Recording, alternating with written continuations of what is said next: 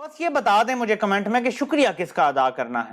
اب یہ طرح میں آپ کو بڑی زبردست کسی نے ٹویٹ کی کہ ایکویشن دکھانا چاہتا ہوں۔ پی ٹی آئی کے دور حکومت میں پیٹرول کا ریٹ 2 روپے بڑھتا تھا تو ٹرانسپورٹرز روڈز بند کر دیتے تھے۔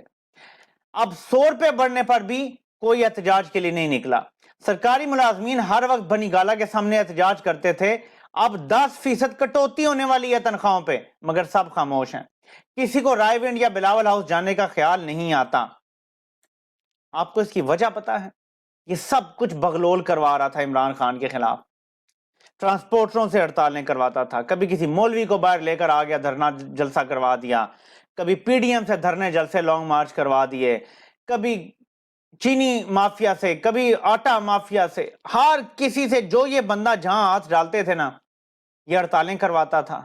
یہ اپنے ملک کے خلاف کام کرتا رہا، صرف عمران خان کو پریشر میں لانے کے لیے، کچھ اپنی باتیں منوانے کے لیے۔ اس بندے نے ملک کے ساتھ کھلواڑ کیا، ورنہ آج یہ لوگ باہر نکلے ہوتے ہیں، ورنہ آج سڑکیں جام ہوتی۔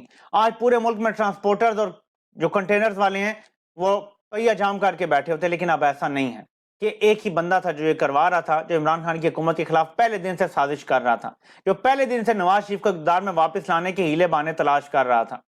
اس ٹائم کیونکہ پورا سسٹم نواز شریف کو ایکسپوز کرنے کے لیے تیار تھا اور نواز شریف کے لیے نرم گوشہ ختم ہو گیا تھا، تو ایک بندے کے لیے بچانا مشکل تھا، گو کہ وہ سب سے اوپر بیٹھا تھا۔ لیکن جیسے ہی اس نے سسٹم میں اپنے بندے انسٹال کیے، اس کے بعد وہ مسلسل نواز شریف کو واپس لانے کے لیے جت گیا۔